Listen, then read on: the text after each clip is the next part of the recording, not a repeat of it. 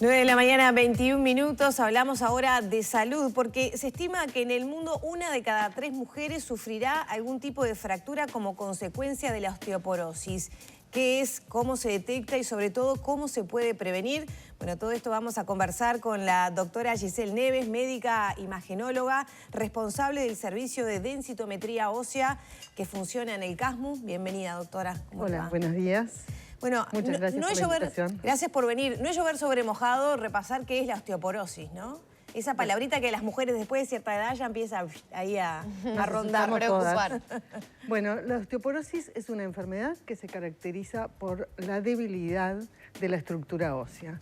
Esto ocurre con el transcurso de los años, una pérdida del calcio del hueso que queda más débil, y por lo tanto más frágil, más es posible que se produzcan fracturas óseas, ya sean por golpes, caídas. ¿Y afecta más a las mujeres que a los hombres? Afecta mucho más a las mujeres que a los hombres. En nuestra estadística, que tenemos hechos casi llegando a los 40.000 pacientes, tenemos un 99% de mujeres estudiadas y un 1% de hombres. Dentro de las mujeres, un 25% son normales cuando llegan a la consulta, otro 25% está dentro del rango de osteoporosis y un 50% tiene una pérdida de capital óseo que no llega a ser una osteoporosis. Es lo que se llama osteopenia. Ahora, ¿pero hay algún vínculo genético entre lo que tiene que ver la osteoporosis y las mujeres, los hombres y la osteoporosis? Bueno. ¿Qué se puede determinar? Porque piensan en que si se detecta mayor incidencia y estos rangos de los que hace referencia, que son muchísimos, ¿qué pasa? Antes lo que pasaba era que los hombres hacían mucho más ejercicios que las mujeres. Ahora las mujeres nos estamos poniendo, yo no, pero las mujeres están haciendo mucho más ejercicio, no tienen una vida tan sedentaria como había antes, que la mujer se quedaba en la casa, hacía el trabajo de la casa. Entonces existen múltiples factores de riesgo para que se produzca esta fragilidad ósea. Entre ellos está el sedentarismo, tenemos una dieta baja en calcio, el consumo excesivo de café, de alcohol, de cigarrillos. ¿Todo eso le quita el calcio a los huesos? Todo eso sumado, aparte, si la persona tiene una enfermedad crónica, como puede ser enfermedades hepáticas, renales, que producen trastornos hormonales, enfermedades crónicas respiratorias, que el paciente tiene que tomar corticoides durante muchos años. Todas esas cosas hacen que se produzca debilidad del tejido óseo. Entonces, lo que hay que hacer es atacar los factores de riesgo, buscarlos en cada paciente. ¿Los embarazos también generan una afectación al futuro óseo? No, la mujer en edad activa, con un nivel hormonal normal, no, son esos. Principalmente son esos los factores de riesgo que te llevan a una osteoporosis a lo largo de los años. Después tenemos, en mujeres jóvenes, también se ve una osteoporosis, pero en los casos de que haya existido una menopausia temprana, antes de los 40 años, 35 años, o que haya sido en forma natural o quirúrgica. Y bueno, y que no haya habido un tratamiento hormonal posterior a eso, entonces desarrollan una osteoporosis. Doctora, ¿ya hay una prevalencia? ¿Uno ya viene con una posibilidad de desarrollar osteoporosis? ¿Cómo es? Bueno, siempre hay que hacer una historia clínica y un examen clínico exhaustivo de los pacientes y tener en cuenta los antecedentes familiares y personales de del paciente, ¿no? Por ejemplo, cuando un paciente te llega a la consulta y te dice que está perdiendo altura, que todas las mujeres vamos perdiendo altura, bueno, pero cuando es una cosa que el paciente se da cuenta y lo consulta, debe llamar la atención. Pérdida de peso, pérdida de altura, fracturas frecuentes, todas esas cosas, y por supuesto por encima de los 50 años, que empezamos con una pérdida hormonal. Estaba pensando que hay como una tendencia, me parece, Lore seguramente lo comparta, a, por ejemplo, consumir menos cantidad de lácteos en las dietas, sobre todo en los niños. Y en algún momento se lo consultaba a otro médico sobre este tema puntual y decía que sí, que lo notaban y que la leche, sobre todo, que consumimos a lo largo de toda la vida no es mala, al contrario, es necesaria. Es necesaria. ¿Cuál es la realidad al día de hoy? Porque también se han detectado muchas alergias vinculadas a los lácteos. Bueno, pues son la los posibilidad, menos, ¿no? Bueno, Cada vez se descubren hay más nutricionistas que... gente sí con alergia a los lácteos. ¿Qué es lo que está pasando con esa realidad? Bueno, en realidad hay muchos pacientes alérgicos a los lácteos que no están enterados, que son esos pacientes que se distienden, que comen un trozo de queso y se sienten mal. Pero bueno, para el metabolismo cálcico es necesario ingerir lácteos. Es necesario. ¿Hay otra Porque fuente de si no, calcio? tendríamos que pasar bueno, corregir todo lo demás que yo les decía, el sedentarismo, el ejercicio, todas esas cosas, consumir menos café. Pero además tendríamos que pasar a otro nivel que sería medicamentoso. Que para que eso con otros alimentos no se podría sustituir lo que aporta sí, la con una leche. buena dieta también. ¿Qué otras fuentes de calcio hay? Ya que estamos hablando de prevención. Lácteos, sobre todo. Todos los derivados de los lácteos. Y además de los lácteos, Y después comprimidos. comprimidos, no sé. No hay otros almendras, por aportan ejemplo, lácteos. que Bueno, tienen alto- sí, alto claro, aporte de calcio. tienen vitaminas, vitamina D sobre todo. Pero el no calcio- llegan a la misma proporción no, de calcio. de los lácteos no. ¿Cuánto se debería consumir, hablando de almendras, por ejemplo, para sustituir un vaso de leche? Depende del estado del paciente, ¿no? Pero 3, 4 almendras por día está bien. ¿Nada más? Nada más, sí, porque tiene muchas calorías. Entonces ya después pasás a otro problema, ¿no? Que es el paciente obeso y todo ese tema que también influye, ¿no? Si bien la obesidad previene la osteoporosis, eso es lo que hemos encontrado, que en los pacientes con más peso increíblemente tienen mucho menos osteoporosis, pero el peso también hace que el cuerpo vertebral pueda aplastarse y sufrir una fractura por aplastamiento. Y sufre la cadera y sufren las rodillas. Entonces ¿Qué sería una dieta balanceada para sobrellevar con mejores hábitos o por lo menos ir bueno, previniendo? no soy la más indicada para hablar de una dieta balanceada. Pero me imagino que hay como un tema del sedentarismo no es bueno, el alcohol y el café no son buenos. El café tampoco.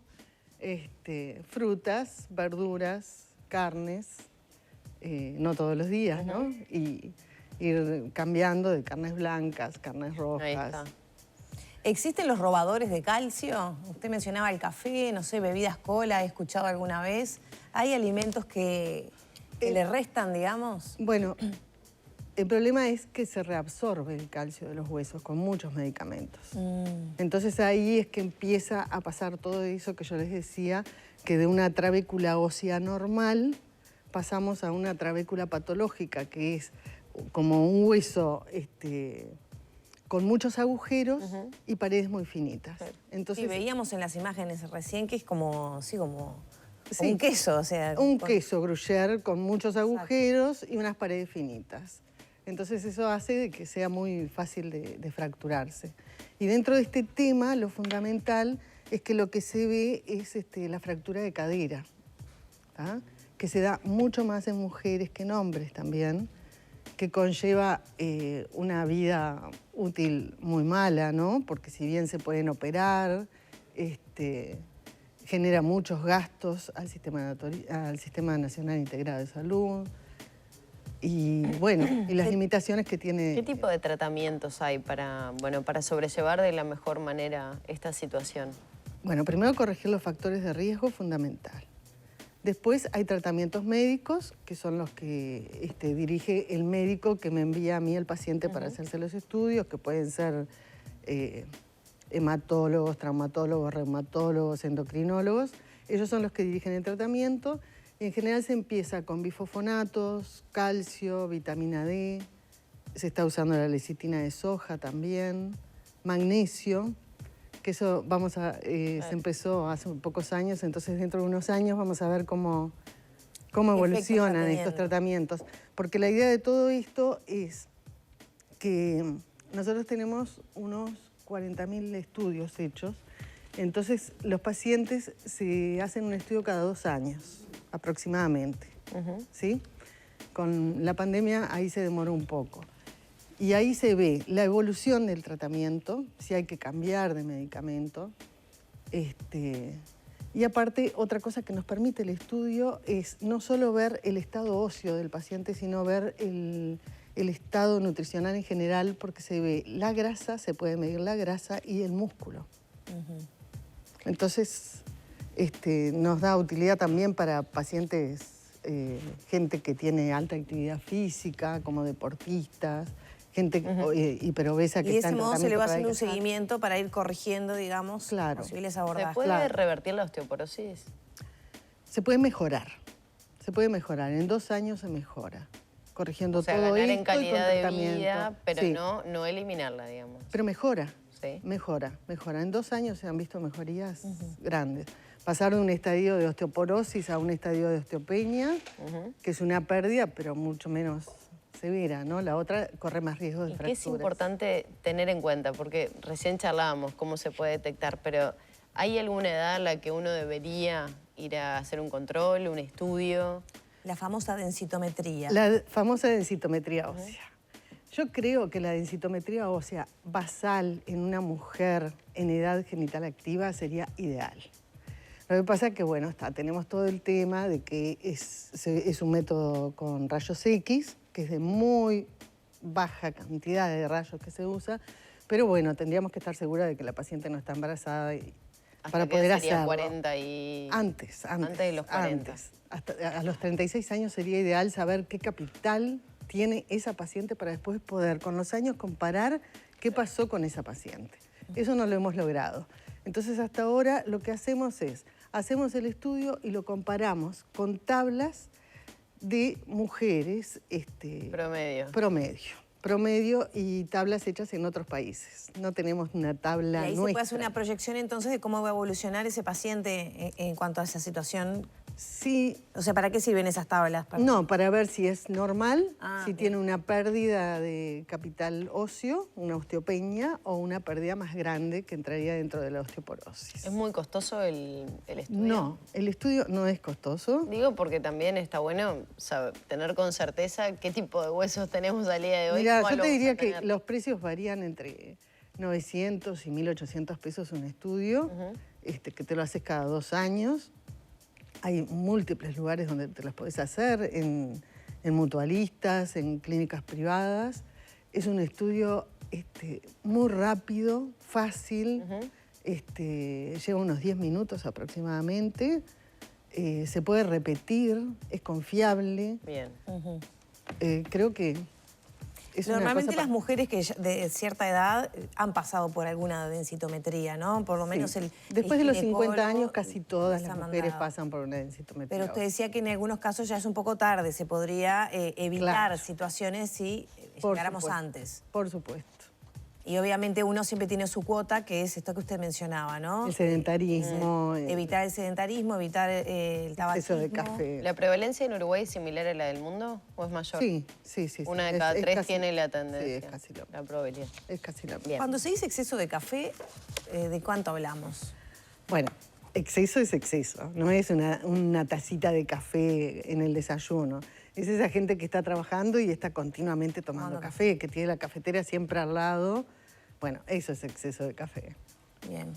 Doctora, muchas gracias. Bueno, gracias a ustedes por invitarme y espero que haya servido. Sí, cómo no. Es muy importante dar información sobre salud y sobre todo para que las mujeres puedan ser conscientes y ponerse al día un poco después de la pandemia, que se generaron algunos retrasos justamente para cuidar la salud.